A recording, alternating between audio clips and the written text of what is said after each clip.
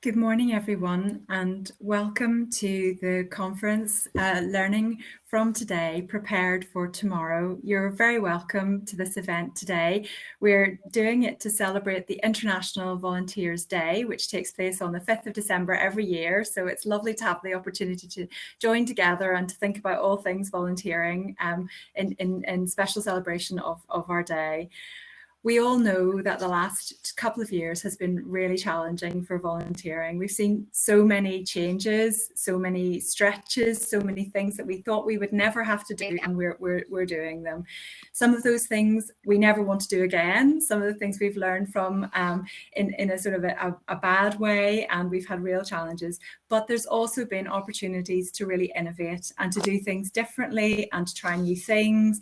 And so today we're going to hear from a range of speakers from across the world about the kinds of new thinking and new ways of considering what we've been through over the last number of years to allow us then to build forward for the future. So today is an opportunity for you all to take some time out, to have a bit of a recharge of your batteries, to think about volunteering afresh, and to energize yourself for the new calendar year ahead, which will be starting in just a few weeks after Christmas.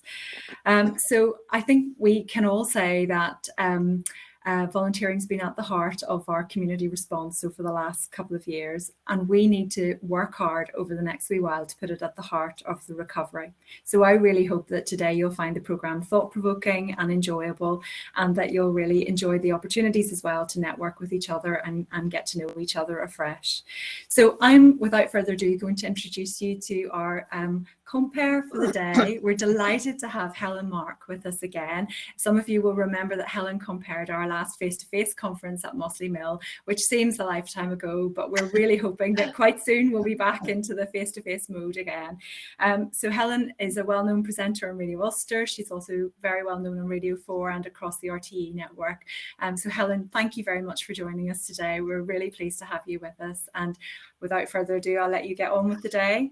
Thank you very much, Denise. Thank you so much, and good morning to everyone, wherever you are logging in to be with us for this conference.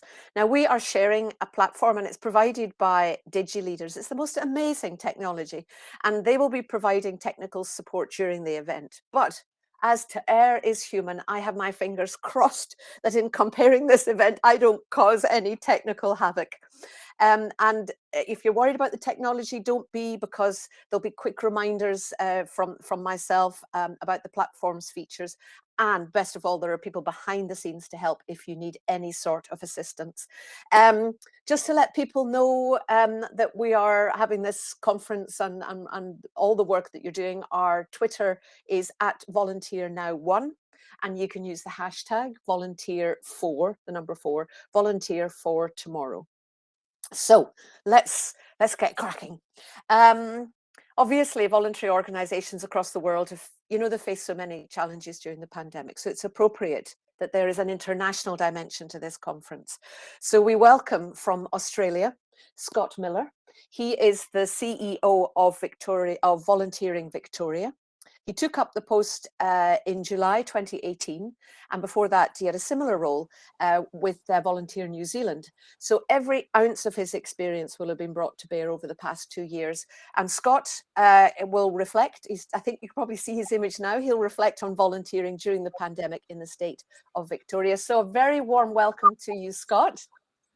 Thank you, Helen. Lovely to be here, and good morning. And if you're in Australian time, good evening. Yes, and we had a quick chat before we came online, and I'm just wondering, did you get the bedtime stories finished? Yeah, we certainly did. I could fulfill my my nighttime routine with the 6-year-old, and so he's blissfully asleep, not knowing that his old man is busy slaving away. So my pleasure to be here tonight, this morning. Well, I'll hand over to you now, Scott, and we look forward to you beginning this very special conference. So thank you. And there's questions for Scott afterwards from the floor. Okay, thank you. Thank you very much. Now, hopefully, there we go. The technology is enabling me to present with you my slides. So, look, thank you very much for having me. It's a real delight to be able to speak. I feel a little bit of a fraud speaking on behalf of Australia when I'm clearly a Kiwi. I've been here 3.5 years in Victoria, Melbourne, Victoria, Australia. Absolutely love it. will probably never move back to New Zealand. So that's blasphemy both against Australia and New Zealand. So I'm clearly off to a good start with everybody here. But look, let's get into this. So I want to give you, according to the theme, and what I've been asked to do is talk about Australia's experience, about Victoria's experience, and then talk about some things that we've learned from today, and then 2 case studies to prepare for tomorrow. And then we'll talk about the 3 hours that I mentioned in my intro video a few weeks ago that you may or may not have seen. So moving through in 20 minutes, generally will fly by. So I'll see what we do in terms of doing justice to this presentation, because frankly, some of these pieces of discourse can take 3 hours in themselves, and so I'll do what we can here and what we've got available. So okay, so I want to start with my why. So my why of why I have spent basically 7 years in the volunteering space, having started at Volunteering New Zealand for 3.5 years and having done just over 3 years now in Victoria, is how I see and make sense of the world and volunteering. And I really truly love this statement that came out of a State of the World's Volunteerism report. That really argues how we can actively play a role in our environment. And clearly, as we see ourselves being more individualistic and more disenfranchised by the world around us, volunteering does give us that agency. So we've all got our own why, and I think it's really important that we acknowledge our own why.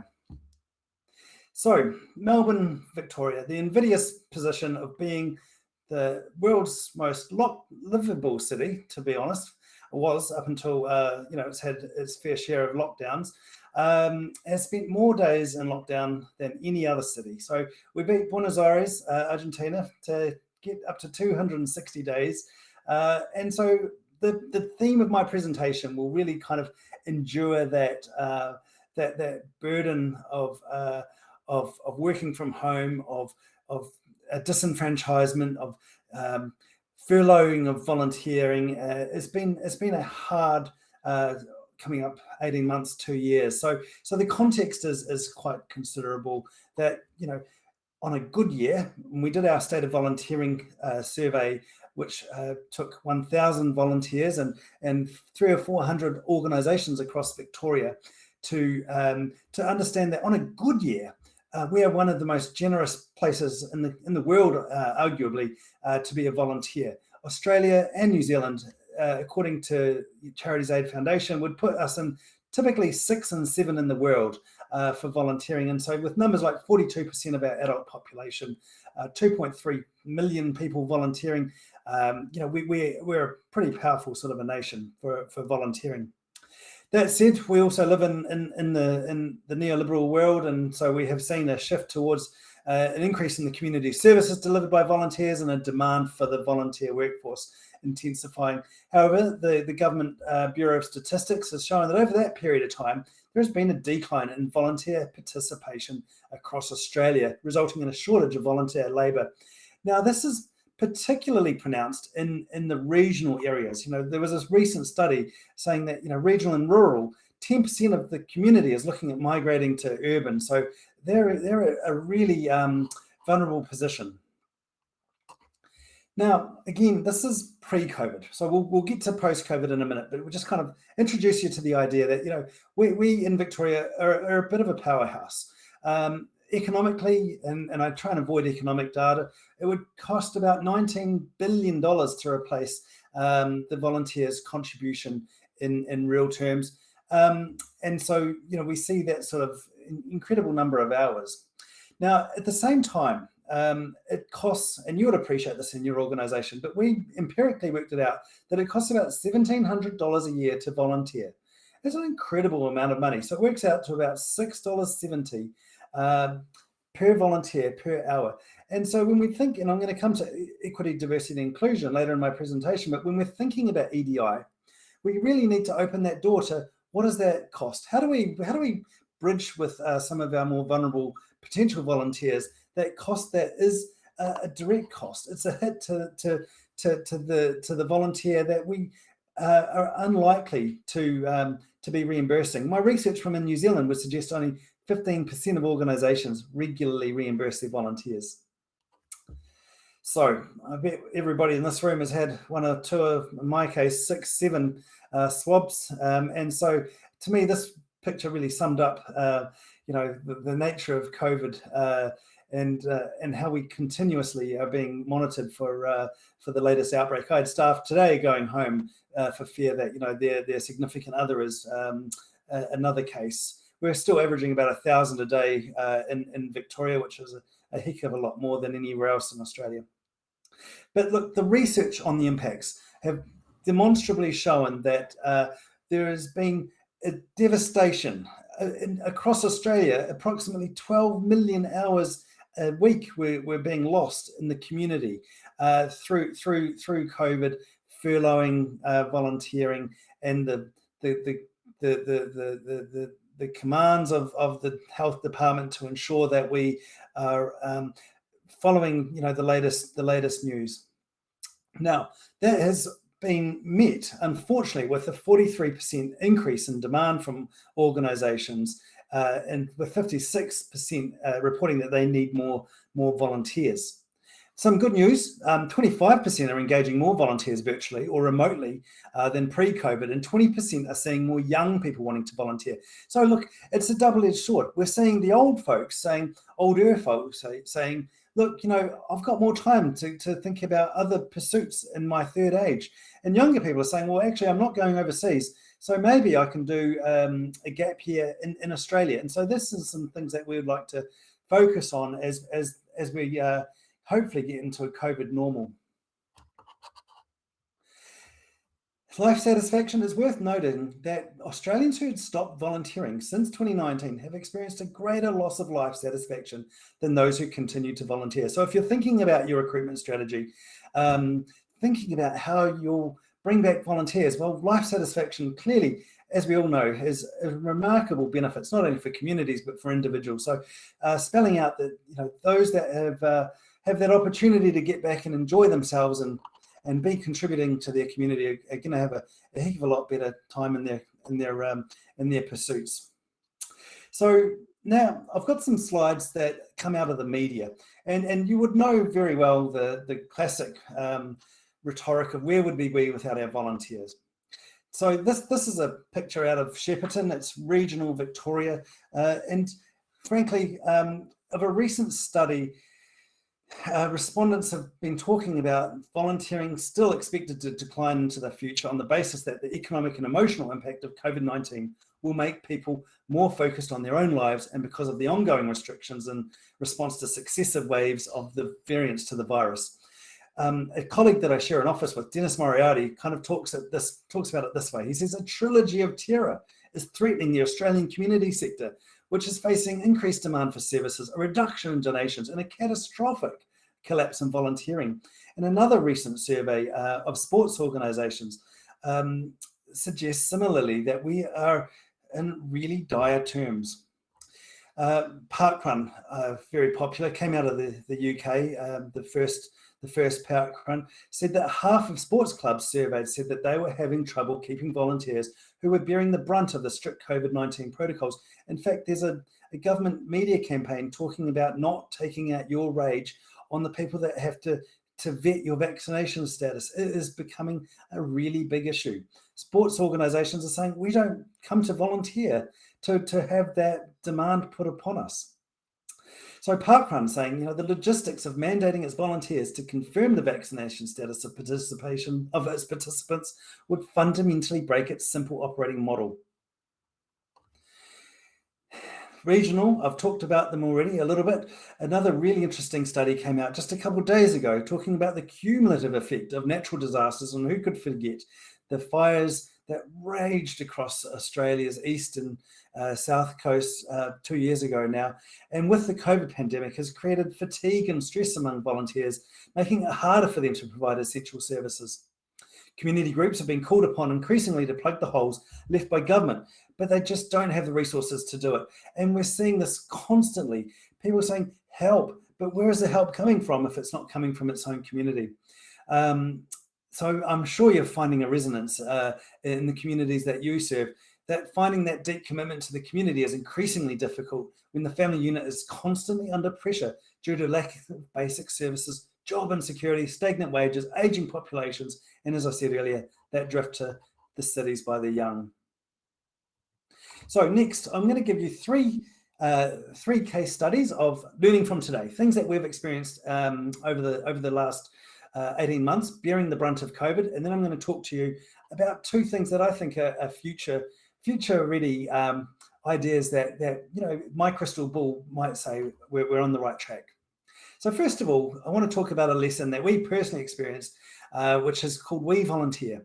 It was a product that we were commissioned by the state government to establish to activate and engage volunteers to support vulnerable Victorians during the COVID-19 pandemic. It was also aiming at strengthening the supply of skilled and available volunteers to support communities across the state. It was launched with much fanfare by the state premier on 31 July 2020. In fact, it was so popular that our website crashed from the demand presented upon it. We weren't ready for that. We'd been told 3 days before the announcement, and if you worked with government, you kind of know they don't really think about the other party. They just want to get a good announcement out. So we had to scramble. We got it up, but it really was a steep learning curve for us. And naturally, it's been impacted by lockdowns, restrictions, and other uncertainties. However, we started with initial short-term funding, the bane of every volunteer organisation's life, with a remit that was ambitious, which stood up with a partnership with a technology provider called MyPass. Now, we modelled it on this idea of 4 Ps, and they are pool, passport, preparedness, and place. So as a new value proposition to the sector, we had to ensure it didn't step on existing toes, that the mature volunteer matching systems already in place, the volunteer centres across the state, and that fatigued organisations weary of more latest and greatest offerings, we're not just going to be facing, piss poor leadership, to be honest, by their state peak to kind of ram something else down them when they're already dealing with all sorts of other challenges and considerations. So the passport was a credentialing platform. The pool was a list of motivated volunteers ready to be deployed, and preparedness was the training and resources that we could equip, such as giving and offering psychological first aid. And the place was to try and use the infrastructure of the volunteer resource centres. Now, it started with a hiss and a roar, but clearly and quickly, it became a considerable issue that our funding was only for short term, so we couldn't get volunteer organisations to say, you're not going to repeat what's done to us multiple times in the past, which is, you start something because it's been funded by government and then it goes. And we are still, frankly, on that knife edge. And next week, we'll be fighting with state government to say, continue. This is a really important product that we know has an opportunity to be an option for people. Now, passports are important, and we see it in the English government, I believe, with Danny Kruger's report talking about their functionality, and I'm sure Rob's got some ideas on them as well, but we're not sure yet. I mean, the jury is out whether we will be able to really deploy a fully functional passport, but we know that organisations want them. So watch this space. So the next one I want to talk about briefly, because I'm running out of time already, and I knew this would be the case, is the New South Wales Regional Fire Service. Now, the point that I want to make about the fire service is the tension of our sector rapidly professionalising. By that, I'm talking about the fact that you've got paid employees working next to volunteers, and there's a conflict.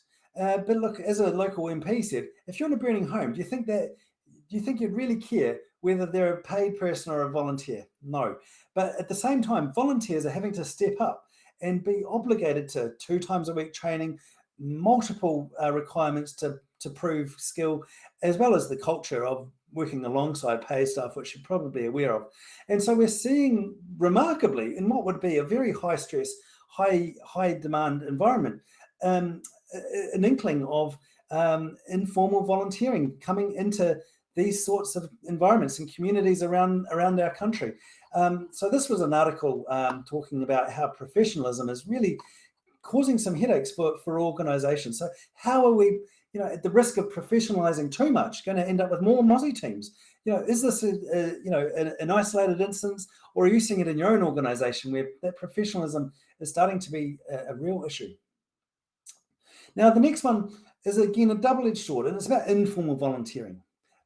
And look, I work in the same office again with Amy, who this is her picture. It's from a local newspaper, and it talks about the dark side, I guess, of volunteering. And I wanted to be, a little bit pragmatic about the fact that, while we say there's lots of wonderful things about volunteering, there are also the dark sides.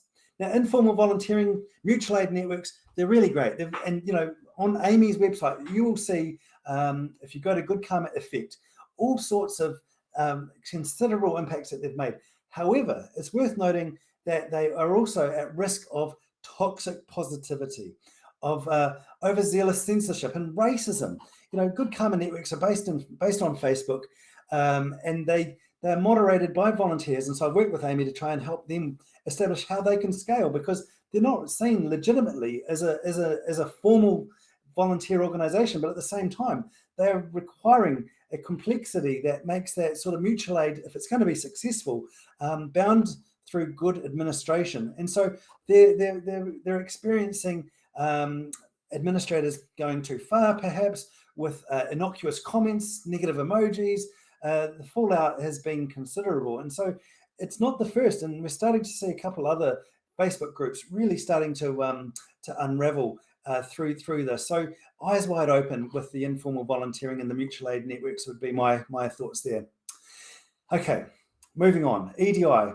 Now, you'll be aware of organisations perhaps like Charity So White in the UK, Connecting the Cause in the US, and others are transforming the way that we look at equity, diversity and inclusion. Recent real-world examples such as the NCVO and locally Ambulance Victoria have had to face up to some uncomfortable systematic and systemic discrimination and abuse. We know that volunteering is steeped in a history based on notions of power that are currently being challenged. And so what are we going to do about this? We know that younger people, people of colour and disabled volunteers report a less positive volunteering experience. But what can we do about it? We believe that taking steps such as cultural safety training, promotion of self-determination and improved legislative mechanisms are the future that we really need to step up on. And so I present, on my slide here, our reconciliation action plan that we're undertaking to recognise the role that we have as a peak in supporting Indigenous communities to work in both worlds, because volunteering is a Western worldview, and to Indigenous people and to other communities such as the Māori population of New Zealand, volunteering is a very artificial worldview. So it's something to note that even next week, I believe it is, the next 2022 State of the World's Volunteerism Report is in fact titled Building Equal and Inclusive Societies. So really, we have to be keeping our eyes peeled for how do we break down those barriers? And it comes back to how do we increase the community? How do we resemble the communities that we want to support, rather than just being more of the same pale sort of power imbalanced volunteering that has perpetuated our society for quite a while. Finally, I want to introduce the Firefly Initiative. Now, they've caught my eye. They're a Melbourne-based entrepreneurs, and they've caught onto this idea of Web 3.0. It's a utopian version of the web where blockchain takes over, and it's on this sort of basis that Firefly says, look out, we are the next big thing. They believe that they've captured the token economy and ESG, environmental, social and governance compliance problems in a way that's measurable, sustainable, and creates a lot of social good. Really, it's calling itself a marketplace that brokers immutably verified volunteering hours on the blockchain to corporations to easily fulfill their ESGs. So I'm giving you a little bit of a glimpse of we hear people talk about blockchain and other environments. Guess what? It's coming to volunteering. So I don't know yet whether it's going to be the next big thing, but I think we've got to be aware that, when we talk about blockchain and other environments, that we are quickly on our way to seeing it in Victoria. So running out of time here, my 3 R's. So in my intro video, I said that I would talk about relevance, relationships, and resources.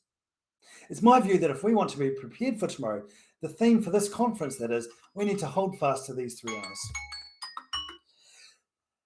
Just because the relevance, of just because we've always done and will always do doesn't mean that we can't be carved up in the next funding round. We're all vulnerable to funding fluctuations, and we know the market economy identifies no value inherent in our relevance. And in fact, volunteer centres across Australia are experiencing that real issue at this moment. Resources, it seems pretty obvious that we can't do anything without resources. However, I did a bit of study in the worldview of resource dependency theory, which speaks to the power imbalance we have as organisations in a market economy. We're dependent on government. And academics would say, for example, that government's power over ourselves as a volunteering peak body is equal to our dependence on government. And so we're seeing that with We Volunteer. And it's a really tough walk to play. How much do we give up? How much do we retain is such a big deal, and will continue as funding becomes increasingly tighter. And finally, relationships. We know they're vital. We know that for all the online technologies, frankly, we volunteer for that human touch. We volunteer because it is an act of humanity at its closest and at its best. And so we need to be clear that when we're working in these sorts of environments, how are we trying to entrench that best nature that brings out volunteering and remains, just the heart of our communities, the heart of our society, and the heart of our recovery, which I believe will be also a focus of today's presentations. So that was a whiz-bang introduction. I'm really grateful for the opportunity. Happy to take any questions. Back to you, team. Thank you so much, Scott. What a great start to today. There was so much you said that would resonate with people who are listening in from their homes and are involved with volunteering. And also you highlighted some unique features of what you have to face. So you've shared your experiences and your practice. Now we've got a few questions. I will ask them, I think, from here, hopefully get this right. Here's one. It mentions the passport that you were talking about. What have been some of the practical challenges of implementing that passport? Oh, look, there's plenty. In fact, the main ones I think that are going to be persistent is organisation recognition of the same credentials. Now, anyone can put up their police check or their working with children's check or their qualification, but to get to a sense of scale that a volunteer will seamlessly be able to take that passport from one organisation to another is going to take a heck of a lot of work. And we're not alone in this environment. Red Cross Australia are also building a similar product called Traverse. And so we're really kind of working, again, without trying to duplicate, but recognising that this is innately an area that people say we can reduce barriers, we can reduce that friction of a volunteer to be inducted, but at the same time, getting them to maintain its currency, to be able to promote it and be able to have that recognition is constantly going to be a challenge, I believe. Right, very honest and truthful there. Just also a question here, how can organisations who need some formal processes get a better balance with informal flexibility? Oh, isn't that a great question? This is the challenge, isn't it?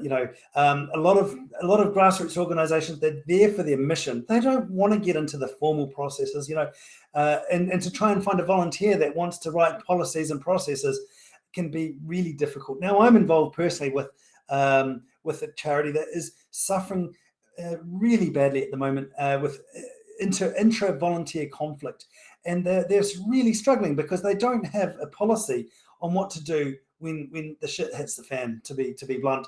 And this is people that just said, frankly, I came to this charity to do X reason, and I can't name them because it will it could get back to them, but it is really disconcerting that this happens all too often. As a peak, we get a lot of phone calls talking about the conflict that they're experiencing, and yet you're right, you do need some fundamental formal processes to make sure that everyone is safe.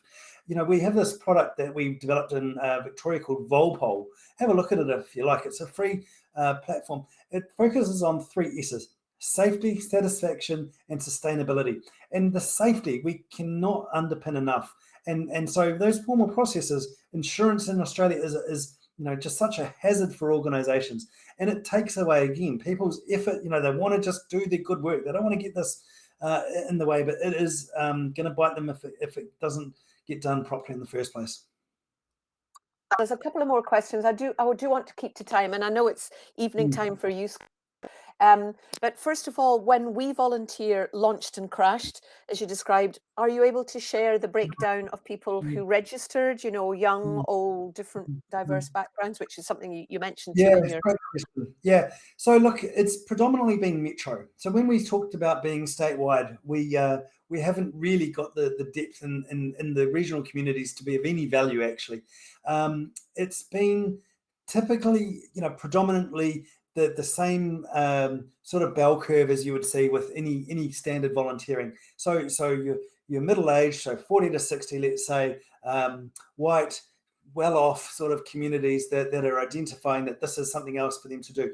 Now, it is another platform in a contested, environment, and so it's kind of being marketed as community recovery, but at the same time, government saying, frankly, community recovery is dying out for us. We don't see a future in community recovery. Now, anyone that knows anything about emergencies knows that the long tail of recovery takes a very long time. So we're seeing, people that have, registered, but really it's kind of like emergency volunteering, that deploying those volunteers from sign up and registration to actually getting boots on the ground is a very difficult task, and has been a real hindrance with government, who say, I just want those numbers.